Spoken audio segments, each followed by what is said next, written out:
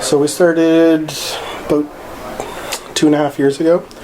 Kind of unofficially started from just wanted to kind of give back to the community and in a way that I knew how, and I was a developer and worked with a bunch of developers, so we knew that there was like a huge shortage for this type of thing, and schools weren't necessarily teaching it and stuff like that. We've had parents that I've talked to that like, oh, I really wish there was ways for my kid to get into these things. There's really nothing, or there's only something like once a year, stuff like that. So we said like, okay, why don't we give it a shot?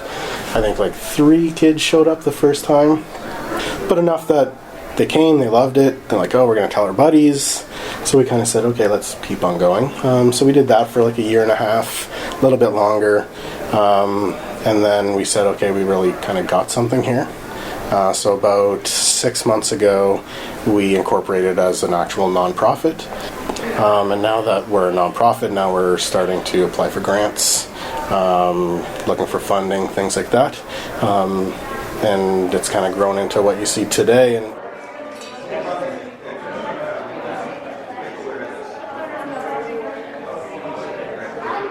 now we're actually in the process, especially doing camps, of making our own curriculum. So Scratch is good and we have tutorials, but it's not structured. Like our handouts that we do in these club events and stuff aren't actually structured in the sense of when you come for a week-long March break camp, you need to like progress every day, and there needs to be some sort of more like school type stuff where at the end of the week you really accomplished a big project or something like that.